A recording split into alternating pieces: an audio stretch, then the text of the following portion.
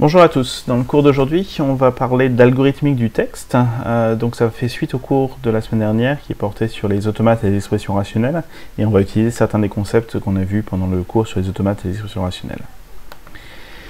Donc en algorithmique du texte, le problème est on se donne une chaîne de caractères et on cherche à calculer certaines choses sur cette chaîne de caractères.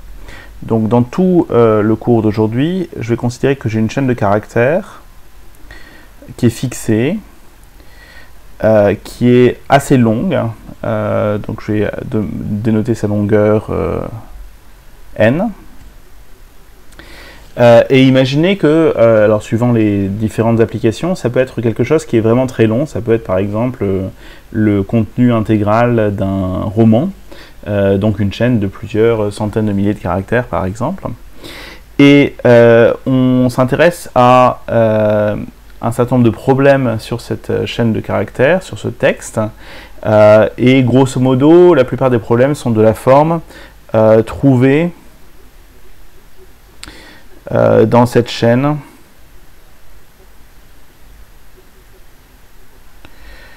les occurrences de quelque chose. Alors ça peut être d'un motif, ça peut être les occurrences d'un mot, ça peut être les occurrences de l'ensemble des mots d'un dictionnaire.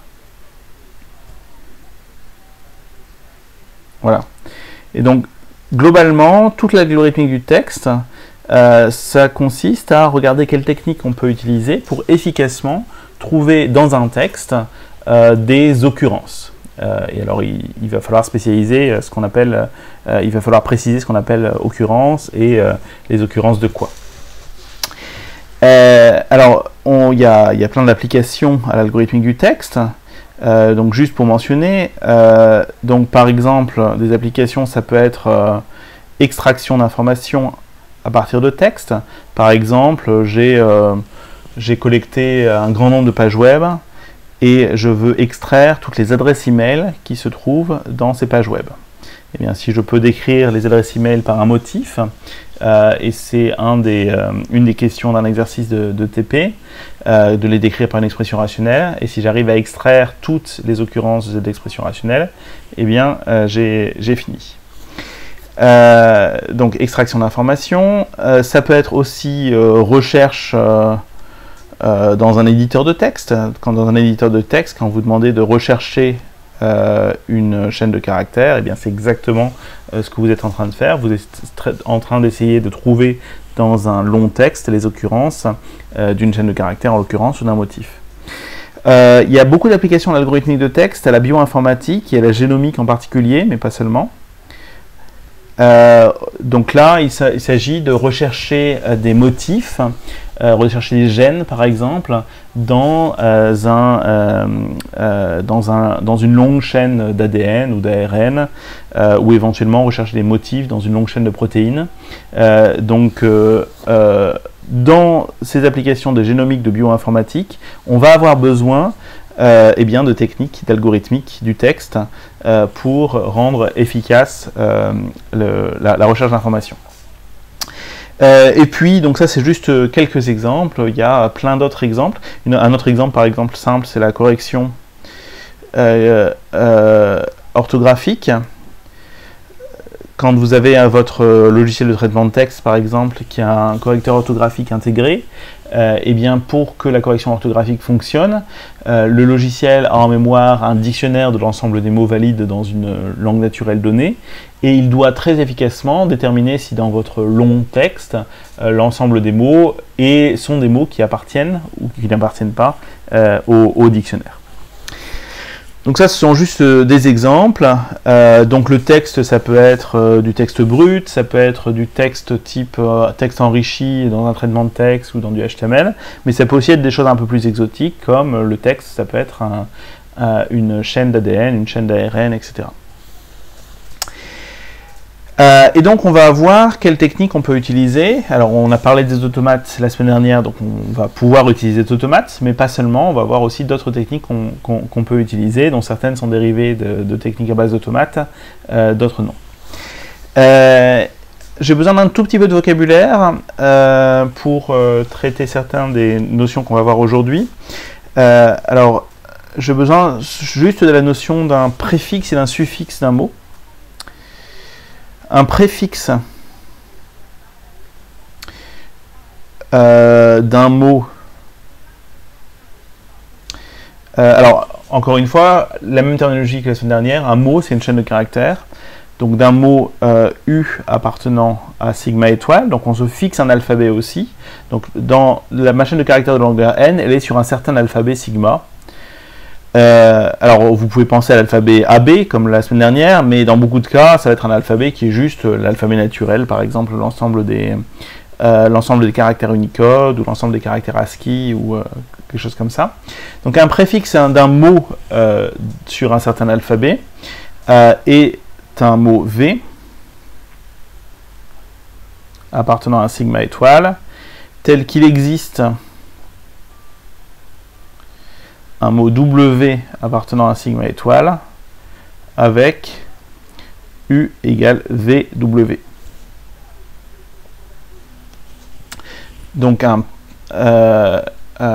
préfixe, c'est juste un mot qui est, c'est le sens habituel de préfixe, hein, un mot qui se trouve au début du mot. On parle de préfixe strict d'un mot si c'est un mot qui n'est pas le mot différent de U, c'est-à-dire que W ne doit pas être le mot vide. Donc un préfixe, c'est un mot qu'on trouve au début de l'autre mot. Un préfixe strict, c'est la même chose, sauf qu'on s'interdit que ce soit le mot complet. Et puis on a une définition analogue évidemment pour les suffixes.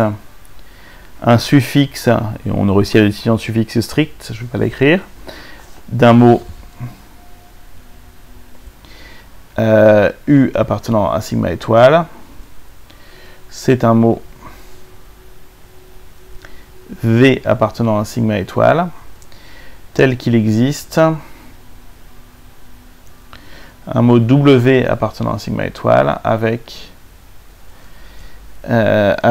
U est égal à WV, donc c'est un mot qu'on trouve à la fin du mot. Bon, donc c'est juste des définitions élémentaires, hein, mais on va en avoir besoin aujourd'hui. Voilà, c'est tout ce dont on va avoir besoin. Et alors aujourd'hui, ce qu'on aimerait faire, c'est on va construire un tableau des techniques qu'on peut utiliser pour rechercher les occurrences d'un motif dans une chaîne pour différentes notions de motifs, pour différents types de recherches, et puis on va voir différentes techniques et leur complexité. Donc encore une fois, on se fixe une chaîne de taille n dans laquelle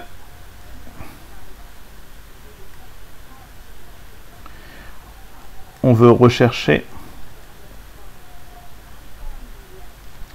des motifs. Maintenant, je vais faire un petit tableau avec différentes techniques en fonction de la taille, du type de motif qu'on veut rechercher, du type de recherche que l'on veut effectuer. Donc on va voir différentes techniques. Et ces techniques vont avoir une complexité de compilation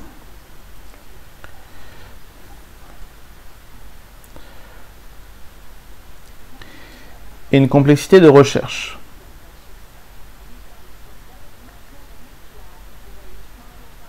Alors, je vais expliquer un petit peu ce que c'est que la complexité de compilation et la complexité de la recherche. La complexité de la compilation, ça va être une complexité qui va dépendre uniquement du motif à rechercher, mais qui ne va pas dépendre de la chaîne de caractères. C'est-à-dire que si on veut faire la même recherche dans différentes chaînes de caractères, on va pouvoir le faire sans avoir à refaire la compilation. La complexité de recherche, c'est une fois que la compilation a été effectuée, quel coût on doit payer pour rechercher le motif dans le texte. Alors, on va d'abord voir les techniques à base d'automates, qui sont les techniques qu'on a vues la semaine dernière. Donc si mon motif il est décrit par une expression rationnelle de taille k, donc une expression rationnelle dans laquelle il y a k symboles, et que je souhaite rechercher une occurrence du motif dans la chaîne, dans l'expression, pardon, une occurrence de l'expression rationnelle dans la chaîne de caractères. Eh bien, ce que je peux faire, c'est construire un automate fini déterministe pour une expression rationnelle qui est dérivée de l'expression rationnelle que j'ai indiquée, qui va être juste l'expression rationnelle point étoile et mon expression rationnelle E. Alors point, je vous rappelle que c'est un raccourci dans les expressions rationnelles qui indique n'importe quel caractère. Donc point étoile, c'est en fait n'importe quelle chaîne.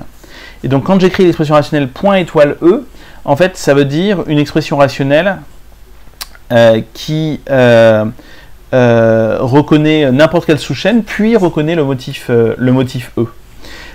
Et donc ça, c'est intéressant. Pourquoi ? Parce que, en fait, si je cherche une occurrence d'une expression rationnelle dans une chaîne de caractères, cette occurrence n'est pas forcément au début de la chaîne de caractères, elle peut être à n'importe quel endroit de la chaîne de caractères.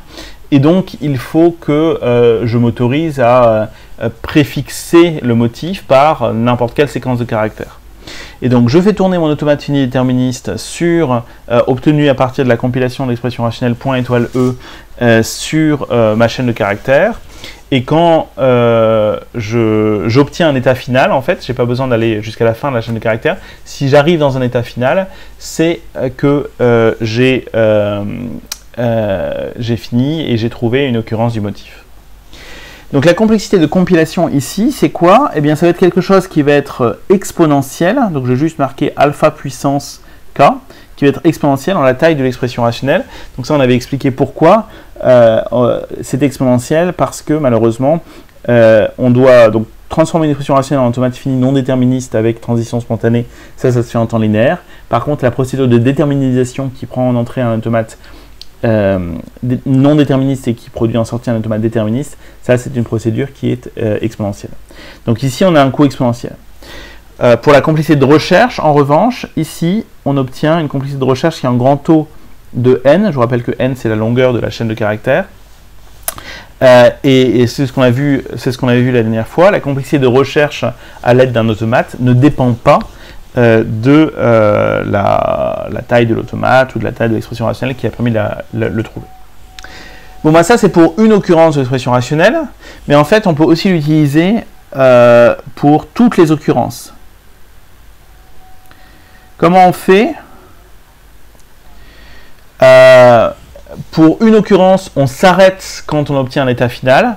Pour toutes les occurrences, à chaque fois qu'on obtient un état final, ça veut dire qu'on a trouvé une sous-occurrence de l'expression rationnelle. Une occurrence à chaque passage par un état final.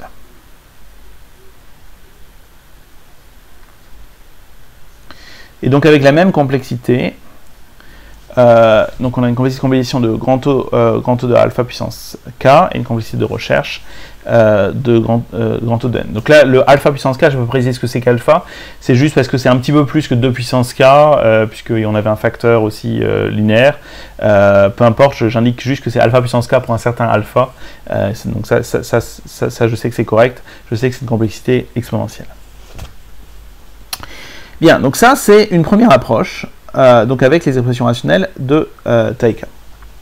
Bon, maintenant, donc cette approche, elle est bien en termes de complexité de recherche, hein, on ne peut pas faire mieux en termes de complexité de recherche, une recherche en grand taux de n. Par contre, la complexité de compilation, qui est exponentielle dans la taille de l'expression rationnelle, peut poser problème dans certains cas, dans certains contextes, parce que, évidemment, ça donne une très haute complexité à partir du moment où l'expression rationnelle n'est pas de taille négligeable. Donc parfois c'est quand même utile, puisque cette compilation on ne la paye qu'une seule fois, et que les expressions rationnelles vont être beaucoup plus petites en taille que ne va être la chaîne de caractères dans laquelle on va rechercher les informations. Mais parfois la complexité de compilation est rédhibitoire. Donc pour voir ce qu'on peut faire de manière un peu différente, on va restreindre l'expressivité du motif. On va considérer des motifs qui sont plus simples, et on va voir si on se donne un motif plus simple, est-ce qu'on est capable de faire mieux que cette complexité de compilation qui a un grand taux d'alpha puissance k. Alors, je vais commencer par me donner une chaîne de caractères de taille K comme motif. Et donc là, ce que je veux faire, c'est trouver une occurrence, ou toutes les occurrences, peu importe, d'une chaîne de caractères telle quelle. Donc là, c'est pas un motif avec des disjonctions, de la concaténation, une étoile de Kleene, c'est juste une chaîne de caractères qui doit apparaître telle quelle à un endroit de la longue chaîne de caractères. Alors, à quelle technique on peut penser? D'abord, on peut penser à un algorithme naïf. L'algorithme naïf, qu'est-ce qu'il va faire? Il va parcourir la longue chaîne de caractères de taille n, et à chaque endroit, il va essayer de faire un match, de voir si on a une occurrence de la petite chaîne de caractères. Donc je fais une boucle qui itère sur la longueur de la longue chaîne de caractères, et à l'intérieur de ma boucle, je fais une petite boucle qui itère sur la longueur de mon motif, et je vérifie si chaque caractère est le même ou pas. Si j'ai trouvé une occurrence, je la sors. Si je ne l'ai pas trouvée, j'abandonne. Et ensuite, j'incrémente d'un la position à laquelle je démarre dans ma longue chaîne de caractères, et je recommence. Alors, qu'est-ce qu'on a comme complicité de compilation, comme complicité de recherche? Eh bien, ici, j'ai aucune compilation. Je ne fais rien avec la chaîne de caractères initiale. J'ai rien besoin de faire, donc j'ai 0 en complicité de compilation. Bon. En complicité de recherche, en revanche, là, ce que j'ai, c'est un grand taux de n fois k. Parce que pour chaque position, à peu près, de la grande chaîne de caractères, il y a n positions, il va falloir que je teste chaque position de la petite chaîne de caractères k, et je regarde s'il y a un match. Donc ça fait du grand taux de n fois k. Alors si k est petit, si la chaîne est de petite taille, par exemple si k égale 2, 3, 4, ça peut être très efficace de faire comme ça. Par contre, si la chaîne de caractères de mon motif commence à être un peu longue, imaginez que j'ai un n qui est égal à 1 million et k qui est égal à 100 ou à 1000 par exemple, eh bien, je vais avoir une complexité avec 100 fois 1 million ou 1000 fois 1 million d'opérations élémentaires. Ça commence à coûter en termes de nombre d'opérations élémentaires. Donc c'est une possibilité, c'est très simple à implémenter, c'est juste 2 boucles imbriquées et un test, mais ça n'est pas forcément optimal. On voit par exemple que quand on compare à la complexité de la recherche dans un automate, eh bien évidemment on a une complexité de recherche, on passe de grand taux de n fois k à grand taux de n, donc on a perdu. On passe de grand taux de n à grand taux de n fois k, pardon, on a perdu. Bien. Donc est-ce qu'on peut avoir la même complexité de recherche que pour les automates, mais avec une complexité de compilation faible pour un motif qui est simple? Eh bien oui, c'est ce qu'on va voir maintenant. On va voir un algorithme qui permet de trouver les occurrences d'une chaîne de taille k dans donc toutes les occurrences par exemple, ou une occurrence, peu importe, mais voilà. Juste au-dessus, j'ai marqué une occurrence ou toutes les occurrences, juste parce que si je ne recherche qu'une seule occurrence de la chaîne de taille k, je dois quand même payer le coût grand taux de n fois k. C'est pas plus simple que de chercher toutes les occurrences. Donc l'algorithme que je vais utiliser ici, ça va être l'algorithme que je vais appeler KMP pour Knut, Morris et Pratt, qui sont les noms de 3 chercheurs, donc on l'appelle algorithme KMP couramment, qui sont le nom de 3 chercheurs qui ont été à l'origine de cet algorithme. Et ce que j'obtiens avec l'algorithme KMP, c'est que j'ai une complicité de compilation qui a un grand taux de K, et j'ai une complicité de recherche qui a un grand taux de N. Et grosso modo, on ne peut pas faire mieux, puisque ma compilation, elle a une complicité asymptotique de grand taux de K, ou de grand θ si vous voulez, qui est le minimum de ce qu'on peut faire, puisqu'on a besoin de parcourir l'entrée, et une complicité de recherche qui a un grand taux de n, ou un grand θ de n, qui est le minimum de ce qu'on peut faire, puisqu'on doit parcourir toute la chaîne de caractères initiale. Donc on va voir comment fonctionne l'algorithme de Knut-Morris-Pratt, et comment est-ce qu'il permet d'avoir une complexité qui est un grand taux de K de compilation et grand taux de n pour la recherche. Alors, pour faire ça, on va prendre un exemple.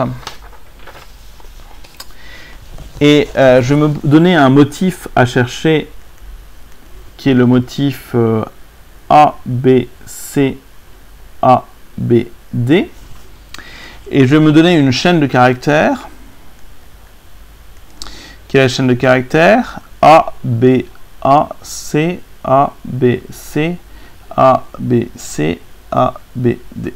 Donc là, je me donne un motif et une chaîne de caractères sur un symbole à sur un alphabet à 4 symboles, A, B, C, D. Évidemment, c'est un exemple joué, mais en pratique, les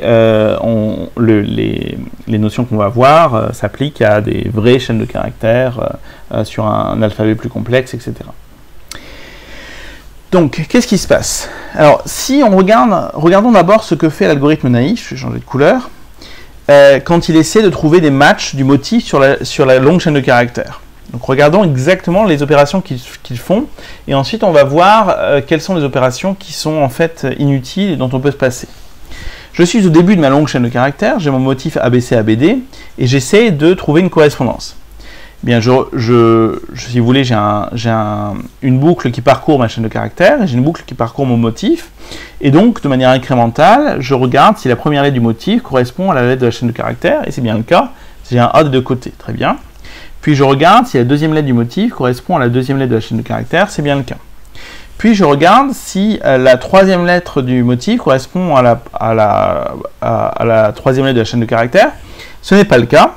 Et donc, dans l'algorithme naïf, ce que je fais, c'est que j'abandonne cette occurrence. Je sais qu'il n'y a pas d'occurrence à cet endroit-là dans ma chaîne. J'incrémente mon compteur qui pointait vers A. Je le fais maintenant pointer vers le caractère suivant, B. Et j'essaie de recommencer le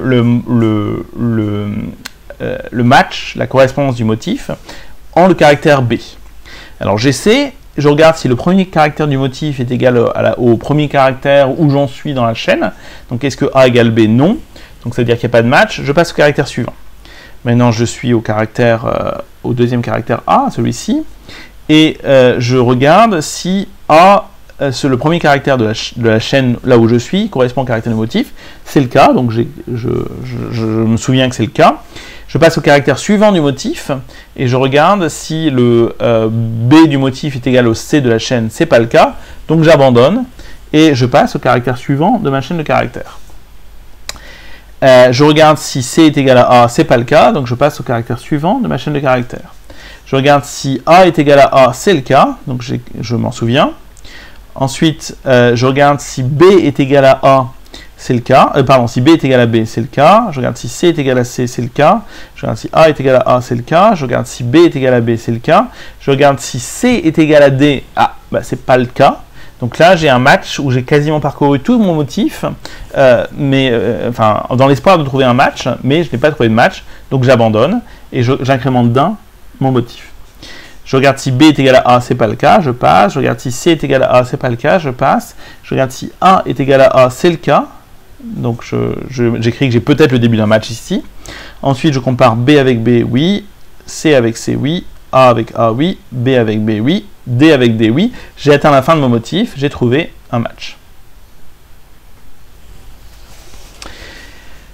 Donc, j'ai réussi avec l'algorithme naïf à trouver un match de mon motif dans la chaîne de caractères, évidemment, mais comme on le voit, c'est un algorithme qui a une complexité qu'on ne peut pas borner mieux que par un grand taux de n fois k, puisqu'à chaque position de la chaîne de caractères, au moins jusqu'à la position n moins k unième, on doit tester le motif, et tester le motif, ça peut prendre jusqu'à k étapes, puisqu'il faut parcourir tous les caractères du motif. Alors, ce qu'on veut essayer de faire dans l'algorithme de Knuth-Morris-Pratt, c'est de gagner du temps en n'ayant pas besoin de refaire des calculs inutiles. Par exemple, un truc qui est très visible dans le calcul qu'on vient de faire, donc ça c'est ce que ferait l'algorithme naïf, en rouge. Et un truc qui est très visible dans ce qu'on vient de faire, c'est qu'on a fait deux fois les mêmes choses ici. Ici, on avait testé que A est égal à A et B est égal à B. Et juste en dessous, on a à nouveau testé que A est égal à A et B est égal à B. L'idée principale de l'algorithme de Knuth-Morris-Pratt, c'est de se débarrasser de ces tests, de s'arranger pour qu'on n'ait pas besoin de retester deux fois les mêmes choses de cette manière-là. Et avec cette amélioration, en s'arrangeant de cette manière-là, eh bien, on va réussir à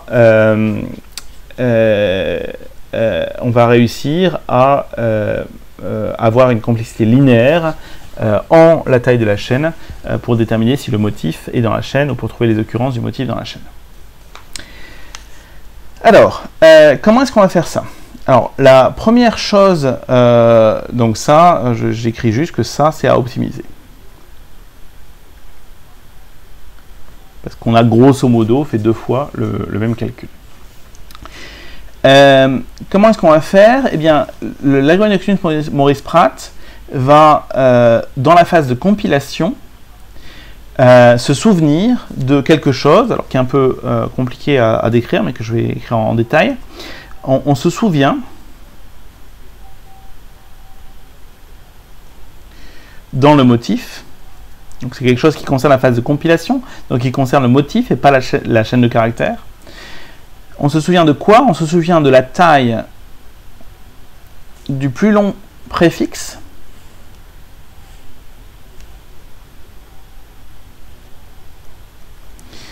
qui est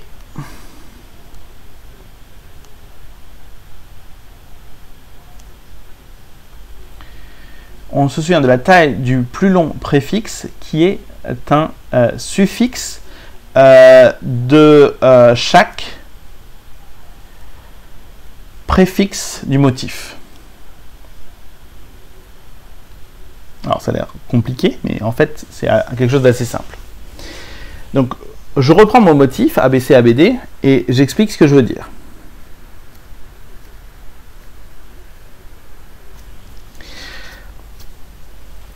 Alors, c'est la taille du plus long préfixe strict, sinon la définition n'a pas d'intérêt. Je regarde la taille du plus long préfixe strict. Pour A, c'est pas très intéressant, puisque si je regarde... Alors, et je peux faire ça pour chaque préfixe du motif. Donc, je vais regarder le préfixe A du motif, le préfixe AB du motif, le préfixe BC du motif, ABCA, ABCAB et enfin le motif entier. Donc pour A, ça va pas être très intéressant puisque A, le seul préfixe strict de A, c'est le mot vide. Il va rien y avoir d'intéressant que je vais pouvoir faire ici. Donc je note rien pour l'instant pour A. Pour le préfixe AB, alors je regarde le préfixe AB et je cherche la taille du plus long préfixe strict de AB qui se trouve être un suffixe de AB. Alors, le plus long préfixe strict de AB qui est un suffixe de AB, bah, j'en ai pas en fait, enfin c'est plus exactement c'est le mot vide, parce que AB a pour préfixe strict A, mais A n'est pas un suffixe de AB, et sinon AB a pour préfixe strict le mot vide, et AB, évidemment le mot vide est un suffixe de AB. Donc là j'indique que la taille du plus long préfixe strict de AB qui est un suffixe du motif, c'est 0. Je continue, je regarde le préfixe ABC et je cherche la taille du plus long préfixe strict de ABC qui est un suffixe de ABC. Bah, ABC, il a pour préfixe AB, A est le mot vide. AB n'est pas un suffixe de ABC, A n'est pas un suffixe de ABC, le mot vide est un suffixe de ABC, donc je mets 0. Je continue. Ensuite, mon suivant c'est ABCA. Je regarde les préfixes de ABCA, j'ai ABC, AB, A, et là, A, c'est un suffixe de ABCA. Et donc je dis que le plus long suffixe de ABCA, qui est le plus long préfixe de ABCA qui est un suffixe de ABCA, c'est A, donc qui est un suffixe de taille 1. ABCAB, je regarde à nouveau quelle est la taille du plus long préfixe de ABC AB qui est un suffixe de ABCAB et je m'aperçois que AB est un préfixe de ABCAB et qui est aussi un suffixe de ABCAB, donc j'indique que c'est 2. Et je termine avec D, ABCABD. Il n'y a aucun préfixe de ABCABD strict qui est un suffixe de ABCABD, puisqu'il n'y a pas d'autre D dans le mot, en fait. Et donc là, j'ai 0. Donc la phase de compilation, elle va consister à calculer ce petit tableau qui me dit pour chaque préfixe de mon motif quelle est la taille du plus long préfixe strict qui est un suffixe de ce préfixe du motif. Et alors juste pour le A, j'ai dit que je ne le remplissais pas parce que c'était pas très intéressant. Je vais juste mettre un -1. Dans certaines versions de l'algorithme, c'est utile que ici j'ai mis un -1. Mais on peut aussi voir ça comme une case qui n'existe pas. Ok, alors, à quoi ça me sert tout ça? Alors, il faut que j'explique comment je calcule, comment je fais cette étape de compilation efficacement, et puis il faut ensuite que je dise à quoi ça va me servir. Je vais commencer par à quoi ça va me servir. Pour voir à quoi ça va me servir, je vais essayer de représenter cette recherche de motifs par un automate d'un type un tout petit peu différent des automates qu'on a vu la dernière fois. Alors plus précisément, je vais représenter le motif ABCABD par un automate.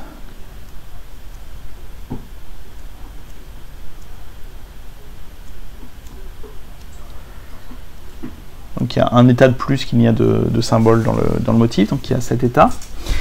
Et je vais numéroter mes états, 0, 1, 2, 3, 4, 5, 6. Donc ça c'est un automate tout bête qui recherche juste si le mot qui est en entrée est exactement ABCABD. Et je veux modifier un petit peu cet automate pour qu'il puisse être utilisé pour rechercher toutes les occurrences de ABCABD. Eh bien, ce que je fais pour ça, c'est que je vais ajouter à cet automate des transitions qui vont de la droite vers la gauche et qui indiquent ce qui se passe quand j'arrive pas à matcher un caractère, quand un caractère ne correspond pas. Donc par exemple, si je suis en train d'essayer de trouver ABCABD dans une chaîne de caractères et qu'en fait mon caractère c'est pas un A, eh bien je dis que je reste dans l'état 0. Alors je ne mets rien sur cette transition, c'est une transition qu'on peut appeler une transition de repli, c'est quelque chose qu'on fait quand on n'a pas d'autre choix. C'est un petit peu comme une epsilon transition, sauf que dans une epsilon transition, on a toujours le choix de prendre ou de ne pas prendre la transition spontanée, l'epsilon transition. Les transitions de repli que j'écris ici, c'est des transitions qu'on prend uniquement si on n'a pas d'autre choix. Donc c'est quelque chose qu'on va utiliser dans les automates déterministes. Ça ne va pas nuire au déterminisme, c'est quelque chose qu'on fait si on n'a juste pas d'autre choix. Ensuite, si je suis dans l'état 1, donc j'ai rencontré un A dans ma chaîne de caractères, mais que le caractère suivant c'est pas un B, eh bien je me replie et je vais au début de mon automate. Si j'ai rencontré un A et un B et le caractère suivant, il se trouve que c'est pas un C, je replie et je vais au début de mon automate. Bon. Si j'ai matché A, B, C et que mon caractère suivant c'est pas un A, bah, je me replie et je vais au début de mon automate. Maintenant, si j'ai matché A, B, C, A et que le caractère suivant c'est pas un B, alors en fait, au lieu de revenir au lieu de revenir tout au début de l'automate, je pourrais plutôt revenir là où j'avais juste matché un A avant dans l'automate. Et si j'ai matché A, B, C, A, B et que le caractère suivant c'est pas un D, j'ai un problème. Plutôt que de revenir tout au début, je peux revenir là où j'avais vu AB dans mon automate. Et donc ça me fait arriver ici. Et puis tout à la fin, si j'ai vu ABC, ABD, mais que je continue un match, je me repliais, eh bien je reviens en A. Et en fait, ces transitions, ben, comment est-ce qu'elles sont calculées? Elles sont ces transitions de repli qui indiquent si je ne peux pas continuer mon match, où est-ce qu'il faut que j'aille? Eh bien, en fait, elles doivent pointer vers l'état correspondant au plus long préfixe strict, qui est un suffixe du préfixe indiqué par chaque état d'où je viens. Donc c'est exactement ce que j'ai ici. On peut le voir, hein, cette transition ici, qui va de mon état 4, donc qui est le quatrième état, 1, 2, 3, 4, vers l'état 1, eh bien, c'est celle-ci. C'est la transition qui va du 4e état vers l'état 1. Cette transition-ci, c'est celle-ci. Cette transition-ci, c'est celle-ci, etc., etc. Donc maintenant, si je vois mon automate de la manière suivante, j'applique cet automate à ma chaîne de caractères. Quand j'ai une transition qui est possible, eh bien je l'effectue, je la suis, et si j'arrive à l'état final, ça veut dire que j'ai trouvé une occurrence de mon motif.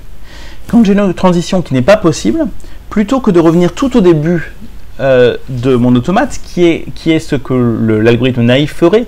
Dans l'algorithme naïf, on revient au tout début du motif pour rechercher une occurrence. Eh bien, au lieu de revenir tout au début, ce que je vais faire, c'est que je vais, à la place, revenir à ma transition, à mon état de repli, qui est un état à partir duquel je pourrais essayer de continuer de matcher. On va voir ce que ça donne sur l'exemple qu'on avait pris tout à l'heure. Donc je reprends mon motif. Donc mon motif c'est ABC, ABD. Je reprends ma chaîne de caractères qui était AB, AC, ABC, ABC, ABD. Et ce que je vais faire, c'est que je vais indiquer les états de mon automate par lequel je passe. Et je vais voir ce qui se passe dans le matching. Alors, donc ça c'est KMP, c'est la manière dont Knut-Morris-Pratt fonctionne. Je commence toujours à l'état initial, en 0, et je reçois un A. Comme la transition de 0 à 1 est dictée par un A, je la suis, et je vais dans l'état 1. Ensuite, je reçois un B, comme la transition de 1 à 2 est dictée par B, je la suis, et je vais dans l'état 2. Ensuite, je reçois un A. Alors là, j'ai un problème, parce que la transition de 2 vers 3, elle n'est pas étiquetée par A, elle est étiquetée par C.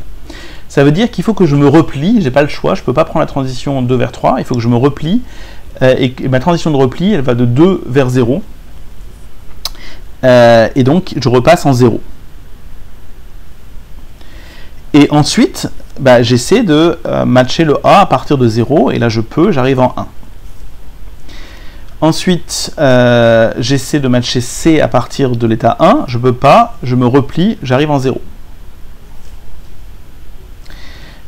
Je suis en 0, j'essaie de matcher C, je peux pas, je reste, là ce que je vais faire c'est que je vais rester en C, mais je vais aussi me décaler vers la droite, je vais rester en état 0 mais je vais me décaler vers la droite.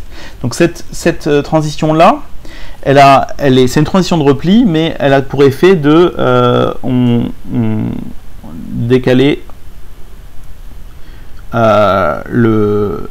vers la droite l'endroit où je regarde ma chaîne de caractères, celle-ci. Toutes les autres, je ne décale pas vers la droite. Je reste au même endroit dans ma chaîne de caractères, dans ma longue chaîne de caractères. Donc je suis en C.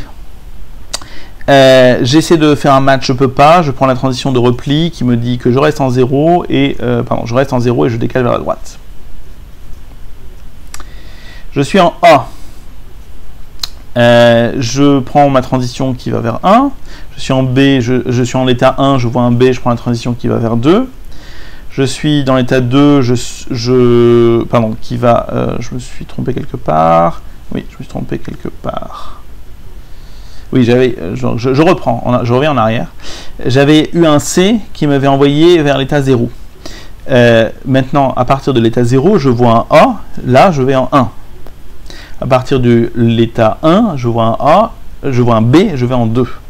À partir de l'état 2, je vois un C, je vais en 3. À partir de l'état 3, je vois un A, je vais en 4. À partir de l'état 4, je vois un B, je vais en 5. À partir de l'état 5, je vois un C. Ah, c'est pas la bonne transition, je peux pas aller en 6. Il me faudrait un D pour ça. Donc je suis obligé de me replier et donc de prendre la transition qui va vers l'arrière, qui va de 5 vers 2. Donc je vais en 2. Et là, j'essaie de matcher un C. Et je peux, parce qu'en 2, il y a une transition étiquetée par C. Donc le C m'amène en 3. Ensuite, le A m'amène en 4. Le B m'amène en 5. Et le D m'amène en 6. Et là, j'ai trouvé un match de mon motif. J'ai terminé de trouver, en tout cas, la première occurrence de mon motif. Je pourrais continuer, mais comme je suis arrivé à la fin de la chaîne, j'ai terminé ma recherche. Donc, dans l'algorithme de Knut-Morris-Pratt, on va de gauche à droite dans la chaîne de caractères. J'essaie de suivre les transitions de l'automate qui vont de gauche à droite. Quand je ne peux pas, je prends une transition de l'automate qui va de droite à gauche, que j'appelle une transition de repli. Mais dans ce cas-là, je n'avance pas dans ma chaîne de caractères. Je me replie juste. Et donc c'est pour ça que vous avez des fois où je descends. J'écris un 0 ou un 2. Je descends en dessous, mais sans bouger dans ma longue chaîne de caractères. Et ensuite, une fois que je me suis replié, j'essaie de regarder si j'ai un match du caractère suivant.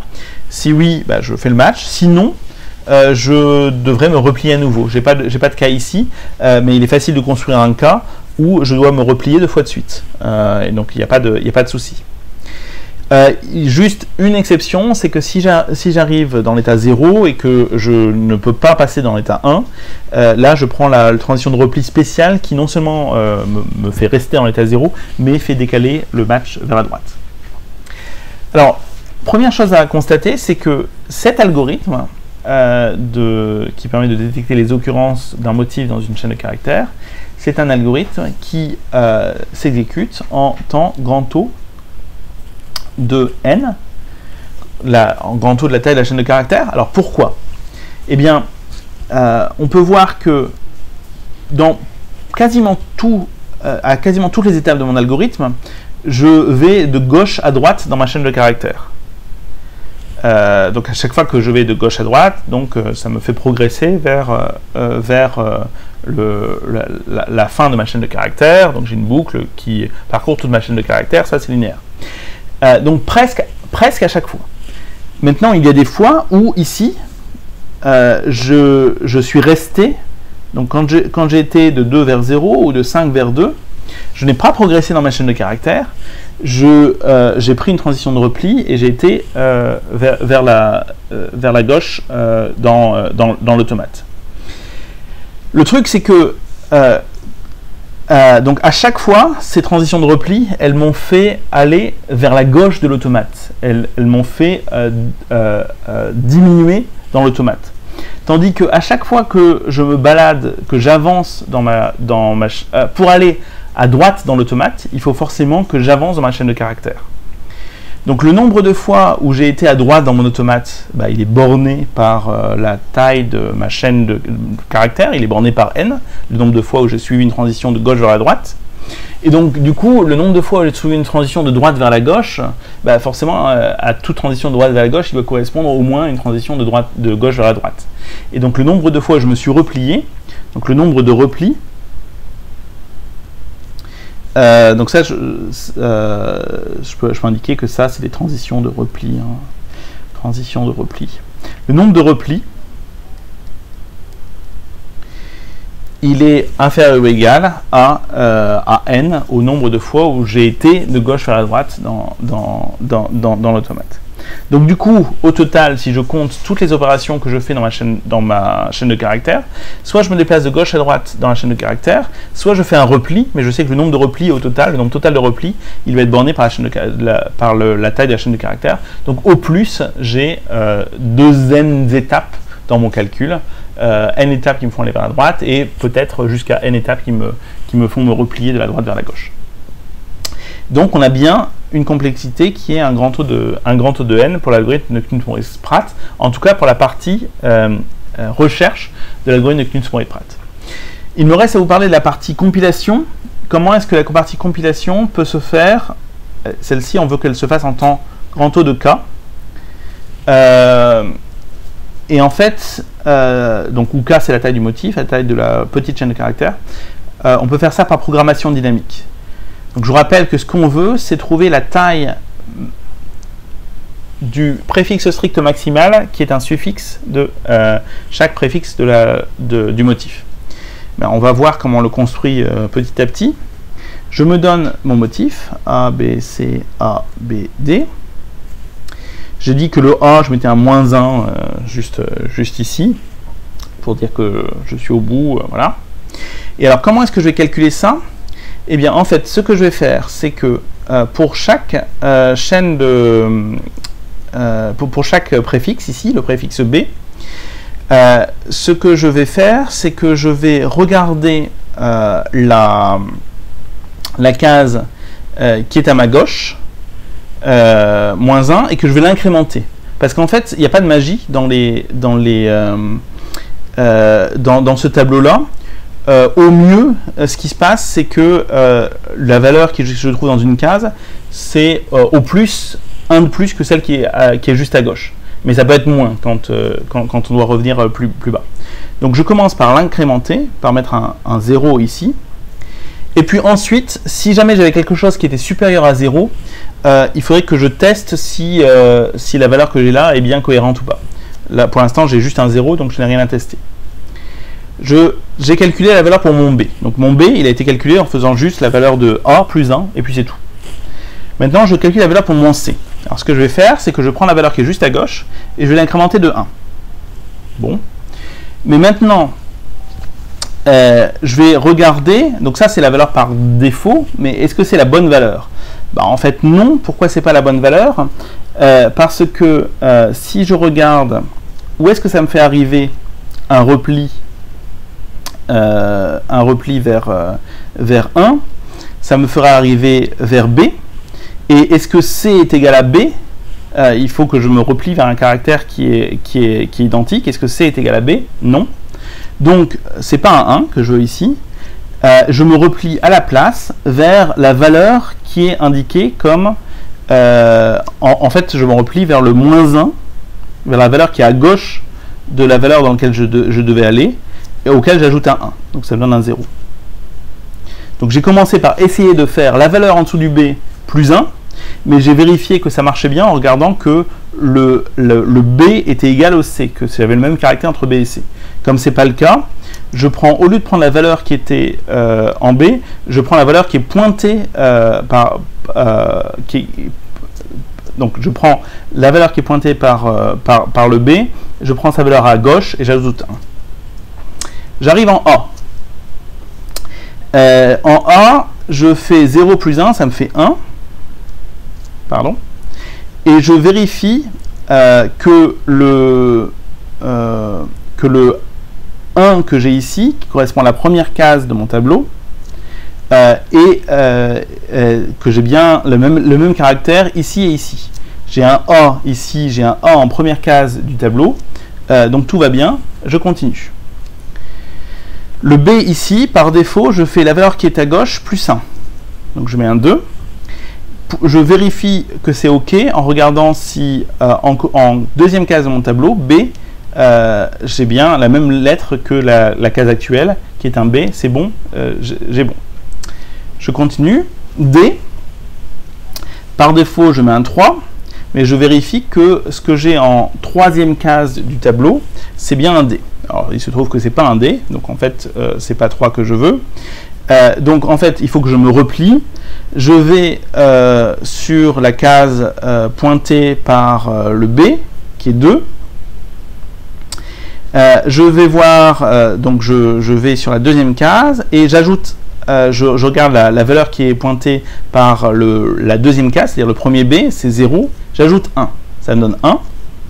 Et je regarde maintenant si ce 1, si la valeur qui est dans la première case du tableau, c'est-à-dire A, elle est identique à D. Si A était identique à D, j'aurais fini. Là, c'est pas le cas. A n'est pas identique à D, donc c'est pas bon. Je me replie et j'arrive sur la toute première case du tableau. Je prends la valeur pointée par la toute première case du tableau qui est moins 1. J'ajoute 1, ça me fait 0. Et au final, j'ai construit le tableau de gauche à droite ici. Vous pouvez vérifier que c'est les bonnes valeurs auxquelles je suis arrivé, moins 1, 0, 0, 1, 2, 0. Et je l'ai construit en temps grand O de K. Bon, alors cette procédure est un petit peu complexe. Je pense que j'ai été un peu vite dans la manière de l'expliquer. C'est pas complètement critique de retenir comment elle marche. Ce qui est le plus important de retenir dans l'algorithme de Knuth-Moritz-Pratt, c'est cette interprétation sous la forme d'un automate et le fait que et comment l'algorithme de Knuth-Moritz-Pratt fonctionne une fois qu'on a réalisé l'étape de la compilation. L'étape de la compilation, elle demande un petit peu de pratique pour la maîtriser, mais on aura l'occasion de pratiquer ça pendant le TP. Donc, peu importe les détails de la manière dont la compilation s'effectue, toujours est-il qu'à partir du moment où on a réussi, avec la programmation dynamique, à calculer un tableau qui mémorise exactement ce qui est écrit ici. On se souvient de la taille du plus long préfixe strict qui est un suffixe de chaque préfixe du motif. À partir du moment où on a réussi à calculer ça, et on peut le faire en grand taux de cas avec la technique que j'ai montrée ici sur un exemple, mais qui est un petit peu où j'ai été un peu rapidement, eh bien on obtient une solution on obtient la structure de données dont l'algorithme de Knuth-Moritz-Pratt a besoin pour pouvoir traiter en temps linéaire une chaîne de caractères. Donc je reviens sur mon tableau initial. Donc on a une technique, l'algorithme de Knuth-Moritz-Pratt, qui permet, avec une complexité de compilation en grand taux de cas et complexité de recherche en grand taux de n, de trouver toutes les occurrences d'un motif, mais le motif, ça doit être juste une chaîne fixée, ça ne peut pas être une expression rationnelle. Alors maintenant, on va voir une autre technique qui, cette fois-ci, va permettre de faire un type d'opération plus basique, qui est juste une correspondance exacte. C'est-à-dire que je veux savoir si quelque chose est exactement la même chose, pas juste trouver un motif, mais parmi un ensemble de m chaînes de caractères de taille k.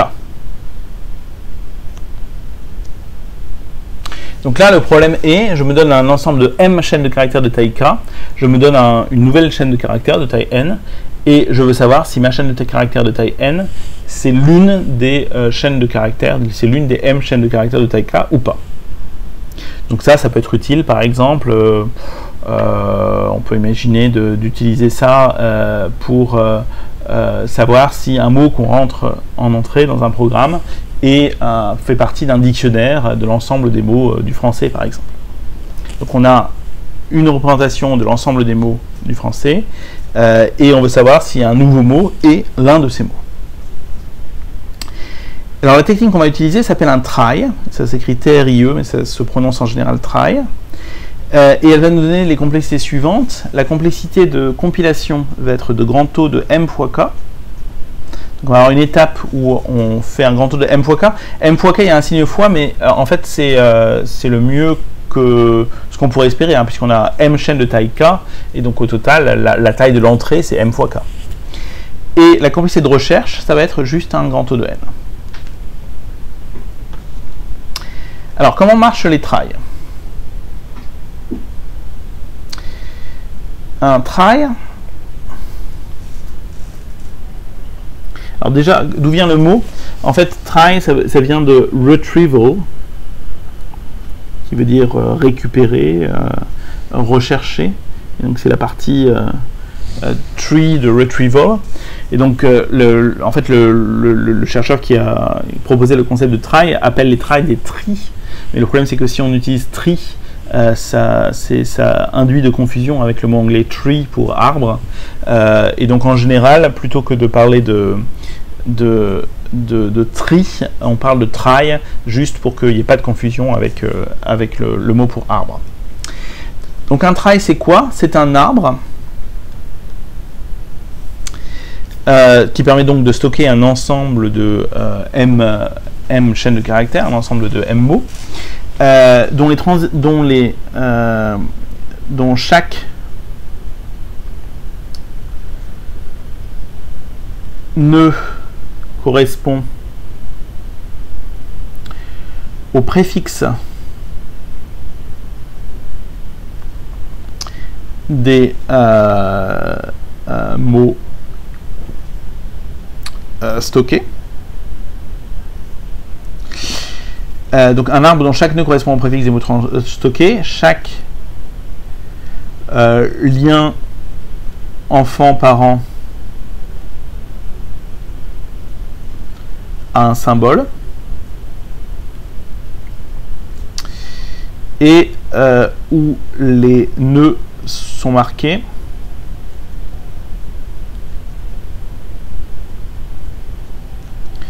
pour indiquer si ce préfixe est l'un des mots stockés.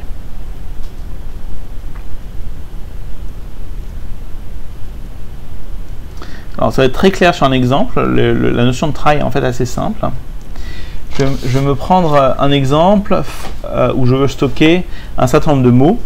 Alors je veux stocker les mots chien, chat, chameau, pie et pied. Bon, j'ai un ensemble de 5 mots, donc là m égale 5. Les mots en fait n'ont pas tous la même longueur, mais c'est pas grave quand j'ai donné la taille maximale. Le K, c'est en fait la taille maximale de chaque mot.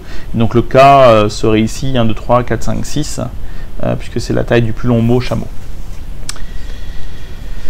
Et alors, comment est-ce que je vais stocker mes 5 mots chien, chat, chameau, pie, pied?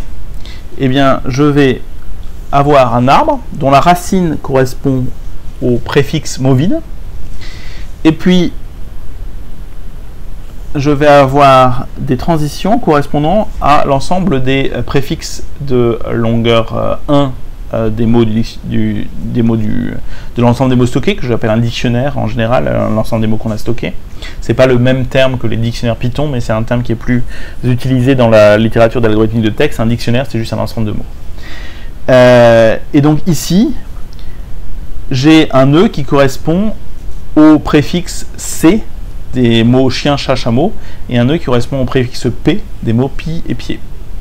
Et puis je continue, je fais ça pour tous les préfixes. J'ajoute le préfixe H. Ici, il faut que je distingue entre les préfixes A et I. Ici, je vais terminer ici, j'ai le préfixe CHIE, le préfixe CHIEN. Et ici, il se trouve que le préfixe CHIEN, c'est en fait un mot stocké, et donc je le marque. J'ai une annotation spéciale sur le nœud du try qui m'indique ce mot est stocké. Ensuite, je continue. Ici, je branche avec M ou T. Donc, chaque lien entre un enfant et son parent, ou un parent et son enfant, dans un try, est étiqueté par un symbole de l'alphabet. E, A, U, et là, j'ai trouvé chameau. Ici, j'ai chat. Et je continue ici. Ici, j'ai I, E, D. Et puis PIE et PIED sont deux des mots qui sont stockés dans mon dictionnaire. Donc un try, c'est juste ça. C'est un arbre comme ça qui permet de stocker l'ensemble des mots du dictionnaire. Alors on voit bien que cet arbre se construit de manière très simple. Hein. À chaque mot, on l'ajoute à l'endroit qu'il faut. S'il faut, en ajoutant des nœuds dans l'arbre. S'il y a déjà des préfixes du mot qui existent, on n'a pas besoin d'ajouter des nœuds dans l'arbre. Et donc la compilation, elle se fait en temps grand O de M fois K. C'est assez clair. On ajoute les mots les uns après les autres. Donc en fait, c'est même plus précis que M fois K, c'est grand O de la somme des tailles des mots du dictionnaire. Et la recherche maintenant, si j'ai un mot donné et je veux savoir si c'est exactement un des mots qui est stocké dans le try, ben, elle se fait très naturellement en grand O de N. Si je recherche un mot de taille N, je pars de la racine de mon arbre, j'ai le mot, je sais pas moi, j'ai le mot charrue. Eh bien, je vais à gauche, enfin, je suis la transition C, plus exactement. L'arbre ici est un arbre binaire, mais il n'est pas nécessairement binaire. Hein. Dans un try, ça peut être un arbre avec une arité arbitraire. C, H, A, et puis ici, je cherche une transition étiquetée par R, il n'y en a pas, et donc bah, j'ai fini. Je sais que charrue n'existe pas dans l'arbre. Si j'avais cherché chameau, eh bien, je l'aurais trouvé en suivant les transitions, et j'aurais trouvé un nœud qui est étiqueté, un nœud qui est marqué, et donc j'aurais dit, ah bah oui, chameau est dans le dictionnaire. Si je cherche pi, PI, j'arrive sur ce nœud-là, mais il n'est pas marqué, donc je sais qu'il n'est pas dans le dictionnaire. Donc la recherche se fait bien en grand O de N, où N est la taille de la chaîne à rechercher. Et donc ça permet très efficacement de stocker un ensemble de mots et de rechercher des choses dans un ensemble de mots. Alors une petite remarque, puisque on a beaucoup parlé de structures de données qui permettent de rechercher des éléments, des ensembles, parmi un ensemble par exemple. Donc on a parlé des tables de hachage, on a parlé des arbres binaires de recherche équilibrés par exemple avec les arbres binaires de recherche rouge-noir. Donc tout ça c'est des structures de données efficaces, mais ce ne sont pas des structures de données qui sont particulièrement spécifiques au stockage de chaînes de caractères, où les éléments c'est des chaînes de caractères. Alors en général, ça ne fait pas une grande différence quand les chaînes de caractères sont de petite taille. Par contre, si on commence à stocker des chaînes de caractères de très grande taille, eh bien là, ça peut faire une différence parce que caché dans la complexité qu'on a donnée pour les tables de hachage, par exemple, il y a, évidemment, il faut calculer la valeur de hachage de la chaîne de caractères, et donc il faut parcourir toute la chaîne de caractères. Caché dans la complexité des arbres binaires de recherche équilibrés, à chaque fois qu'on compare un nœud avec l'élément à trouver, on va avoir une complexité qui dépend de la longueur de la chaîne de caractères, si les éléments qu'on a stockés sont des chaînes de caractères. Donc si on tient compte si on veut utiliser des tables de hachage ou des arbres binaires de recherche équilibrés pour stocker des chaînes de caractères, on a les mêmes complexités mais avec un facteur multiplicatif qui est la longueur des chaînes de caractères qu'on stocke. Donc ça donne du grand taux de n si c'est des chaînes de caractères de longueur n pour les tables de hachage, et du grand taux de n fois m log m si on a m éléments à stocker dans un binaire de recherche équilibré et que ces éléments sont des chaînes de caractères de taille n. Donc c'est des complexités qui restent tout à fait raisonnables.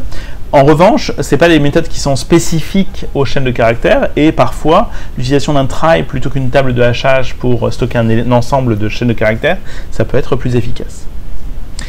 Alors les tries c'est bien, mais ils ont tendance, comme on peut le voir tout de suite sur cet exemple, à produire des arbres qui sont des arbres très profonds, parce que la profondeur de l'arbre, c'est la longueur de la chaîne de caractères, le nombre de nœuds qu'on a sur une branche, c'est la longueur des chaînes de caractères stockées, et qui sont à la fois profonds et souvent assez peu denses, où on a beaucoup de longues chaînes de caractères, comme la chaîne de caractères que j'ai sur chameau, là, j'ai le MEAU, qui est une branche sans aucun autre branchement. Et donc ça, en termes d'occupation mémoire, c'est pas idéal parce qu'on construit beaucoup de nœuds en mémoire, et c'est pas forcément ce qu'il y a de plus agréable, ce avec quoi il est le plus agréable de travailler. Il existe un raffinement des arbres qu'on appelle les arbres de Patricia. Pardon, il existe un raffinement des tries qu'on appelle les arbres de Patricia.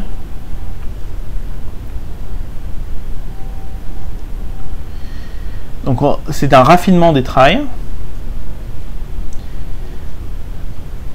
dans lequel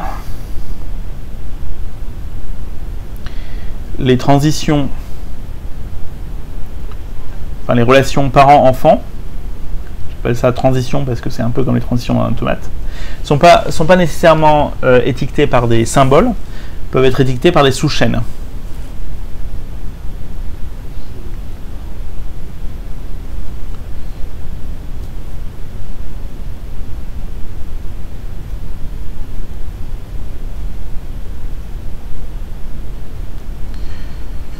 Alors, je vais vous donner un exemple d'arbre Patricia très rapidement, juste pour stocker les mêmes éléments. Donc, pareil, les nœuds d'un arbre Patricia, ça correspond au préfixe des mots qui sont stockés dans le dictionnaire. Sauf que on ne va pas avoir des nœuds pour tous les préfixes, comme ce qu'on a dans les tries. On va avoir des nœuds que pour les préfixes qui sont utiles. Un préfixe est utile si ça correspond exactement à un des mots qui est stocké dans le dictionnaire, ou alors si le préfixe, il y a un branchement à ce préfixe-là. À partir de ce préfixe, on branche entre deux continuations du préfixe. Donc je vous montre à quoi ça ressemble. Au début, au lieu d'avoir un branchement entre C d'un côté et P de l'autre, pour chat, chameau, etc., et pied, et puis de l'autre, on va avoir un branchement entre le plus long préfixe commun des deux côtés, qui va être CH à gauche et PIE à droite. Ensuite, je vais faire la partie droite d'abord. PIE, on sait que c'est un nœud marqué, et puis ensuite, on a un D qui permet d'arriver jusqu'à PIED. Bien. Et puis à gauche, CH, là j'ai un branchement. D'un côté, il faut que j'aille vers chameau-chat, et de l'autre côté, il faut que j'aille vers chien. Chien, je vais mettre I1, et j'ai mon chien qui est ici. Et ici, j'ai un chat.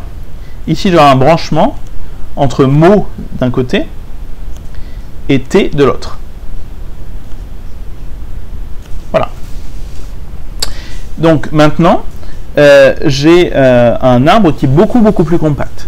Alors le prix de cette complexité de l'arbre, puisqu'on a beaucoup moins de nœuds, mais on stocke les mêmes informations et la complexité ça va être exactement les mêmes, la complexité de compilation et la complexité de recherche vont être exactement les mêmes.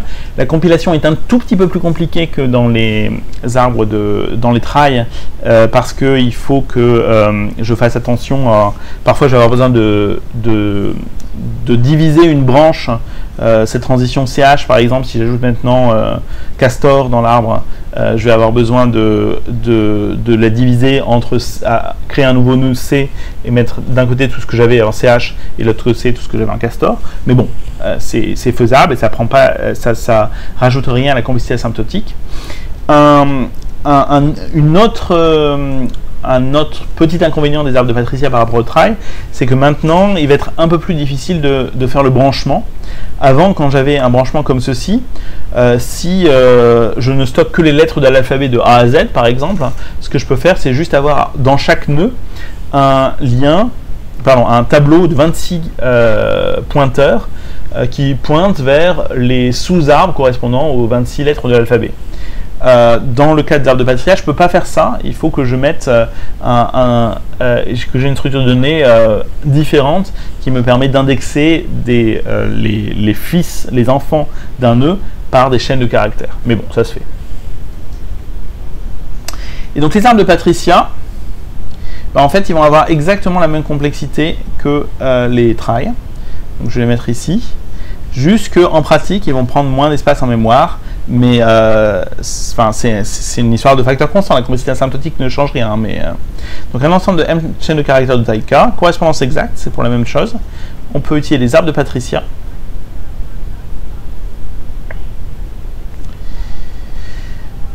Et donc on a du grand taux de m fois k ici et du grand taux de n, et en général plus compact que les trails, mais sans changer la complexité asymptotique.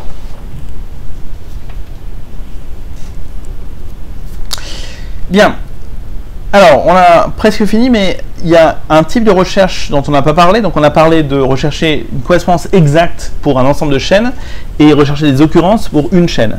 La question naturelle, c'est comment on recherche des occurrences d'un ensemble de chaînes. Donc j'ai un ensemble de m chaînes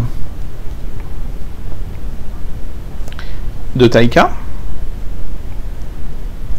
et je veux chercher toutes les occurrences. Comment je peux faire? Une première idée, ça va être d'utiliser Knuth-Morris-Pratt, dont on sait qu'il permet de chercher toutes les occurrences d'une chaîne, et juste utiliser m fois Knuth-Morris-Pratt pour chacune des chaînes à stocker. Donc si on fait m fois Knuth-Morris-Pratt, qu'est-ce qu'on a comme complexité? Eh bien, en compilation, Knuth-Morris-Pratt c'était k, on va avoir du m fois k. Ce qui est tout à fait acceptable, puisque encore une fois, m fois k c'est essentiellement la taille de l'entrée. En recherche, on va avoir m fois la complexité de Knuth-Morris-Pratt, qui était du n, donc ça lui donne du m fois n. Donc si on applique m fois Knuth-Morris-Pratt, ça nous donne du m fois n. Est-ce qu'on peut faire mieux? Eh bien oui, on peut faire mieux. Alors, on ne va pas voir l'algorithme en question parce que c'est un algorithme assez élaboré, mais je vais juste mentionner sur quel principe cet algorithme utilise. Donc l'algorithme de Knuth-Morris-Pratt, en fait oui, on peut partir de l'algorithme de Knuth-Morris-Pratt. L'algorithme de Knuth-Morris-Pratt, si vous vous souvenez, ça utilise un automate linéaire, un automate qui va de gauche vers la droite et avec des transitions de repli. Eh bien, une généralisation de Knuth-Morris-Pratt, c'est de ne pas partir d'un automate linéaire de gauche vers la droite, mais de partir d'un trie. Parce qu'un trie, c'est aussi un automate, en fait, c'est un automate sans cycle, c'est un automate qui a la forme d'un arbre. Et on peut généraliser la notion de repli qu'on a dans l'algorithme de Knuth-Morris-Pratt à ce cadre plus général qui concerne qui considère un trie, et ça donne un algorithme qu'on appelle l'algorithme de Hao-Korasic. Donc essentiellement, on construit un trie, et sur ce trie, on utilise les idées de l'algorithme de KMP avec les transitions de repli. Le truc, c'est que c'est plus compliqué de calculer les transitions de repli dans AO Courasic que ça ne l'est dans KMP. Dans KMP, les transitions de repli, on peut juste les décrire par un petit tableau numérique qui indique la taille du plus long préfixe strict qui est un suffixe de chaque préfixe du motif. Dans AO Courasic, c'est plus compliqué que ça. Mais donc ça permet de trouver l'ensemble de toutes les occurrences d'un ensemble de n chaînes de taille k avec une complexité de compilation qui est optimale, c'est-à-dire que c'est la même complexité de compilation que pour Knus-Morris-Pratt ou que même que la complexité de compilation d'un trie. Donc essentiellement, la phase de compilation pour AO Courasic, c'est on construit un trie et ensuite on modifie un petit peu le trie pour ajouter les transitions de repli, et c'est le calcul des transitions de repli qui est le plus compliqué dans AO Courasic. Il faut suivre en détail l'algorithme qui a été présenté, ça demande pas mal de temps. Et en termes de complexité, eh bien, on a un grand taux de n plus taille du résultat. Alors, je veux juste mentionner pourquoi est-ce qu'on a ce taille du résultat qui apparaît ici. Donc, grand taux de n, c'est la complexité optimale, puisque c'est la complexité qu'on obtient c'est la complexité de juste parcourir la chaîne d'entrée. Et puis, on doit ajouter dans AO Courasic la taille du résultat, parce qu'en fait, quand on cherche toutes les occurrences d'un ensemble de chaînes de caractères dans une longue chaîne de caractères, en fait il peut y en avoir beaucoup d'occurrences d'un ensemble de chaînes de caractères dans une chaîne de caractères. Pensez que l'ensemble de chaînes de caractères dont on part, ça peut être je sais pas moi, ça peut être toutes les chaînes de caractères formées uniquement de A et avec donc 0A, 1A, 2A, 3A et jusqu'à 4A. Et si je demande de rechercher toutes les occurrences de cet ensemble de chaînes de caractères dans une longue chaîne de caractères qui n'est formée que de A, eh bien je vais avoir énormément d'occurrences. À tout endroit, je vais pouvoir matcher chacune des chaînes de caractères de mon dictionnaire à tout endroit de ma chaîne de sortie. Donc je vais avoir quelque chose qui est quadratique. En fait, le nombre d'occurrences va être quadratique. Mais c'est juste parce que la taille du résultat, ce que je veux calculer, est quadratique. Donc je ne veux pas dire que AO Courasic est quadratique dans tous les cas. C'est pas le cas. Ce que je veux dire, que AO Courasic, il a une complexité minimale qui est la complexité de parcourir la chaîne d'entrée et la complexité de produire le résultat. Et je ne peux pas faire mieux. J'avais pas ce problème pour dans les autres cas, parce que soit j'avais une seule chaîne de caractères, soit j'avais une seule occurrence qui m'intéressait, et donc je pouvais pas avoir cette combinaison que la taille de la sortie avait une taille gigantesque. Donc voilà les grands principes de l'algorithmique de texte. Vous voyez que pas mal de choses sont basées sur des principes qui sont hérités des automates, que les automates permettent de rechercher des motifs assez complexes. Vous voyez que, oui, on a cet algorithme Knus-Morris-Pratt qui est assez élégant, avec une phase de compilation, alors qui est un petit peu, qui se fait par la programmation dynamique, mais de manière un petit peu compliquée. Mais c'est pas la plus importante à comprendre en détail. La plus importante à comprendre en détail, c'est la phase de recherche dans Knus-Morris-Pratt. Et la phase de recherche dans Knus-Morris-Pratt, c'est essentiellement l'application d'un automate à la chaîne d'entrée, juste en se repliant. Quand on n'a plus le choix, on est obligé de suivre une transition de repli. Et ça permet de donner une complexité linéaire en la chaîne d'entrée. On a des structures de données très intéressantes qui sont les tries ou la variante des tries, les arbres de Patricia, qui permettent de représenter un ensemble de M chaînes de taille K. Et puis, quand on veut faire la combinaison des deux problèmes, c'est-à-dire trouver toutes les occurrences d'un ensemble de M chaînes de taille K dans un texte, le plus simple, c'est d'appliquer M fois Knus-Morris-Pratt, mais ce n'est pas le plus efficace en termes de complexité asymptotique. Le plus efficace en termes de complexité asymptotique, c'est l'algorithme d'AO Courasic, que je n'ai pas décrit en détail, mais qui existe. Il existe aussi un autre algorithme que je mentionne ici, qui s'appelle l'algorithme de l'arbre des suffixes, ce qui est un algorithme qui peut être utilisé à la place de l'algorithme de Knus-Morris-Pratt quand ce qu'on veut, c'est indexer la chaîne de caractères, la longue chaîne de caractères, plutôt qu'indexer l'ensemble des M petites chaînes de caractères. Donc si jamais on a une longue chaîne de caractères mais qui reste toujours la même, par contre qu'on doit chercher des occurrences de plein de mots différents, bah, vous pouvez aller voir du côté de l'algorithme d'arbre des suffixes que je ne vais pas présenter, qui permet de faire ça en détail. Donc voilà tout ce dont je voulais vous parler sur l'algorithmique de texte. Alors, quelques autres points. Il nous reste 2 cours avant l'examen qui sera fin janvier.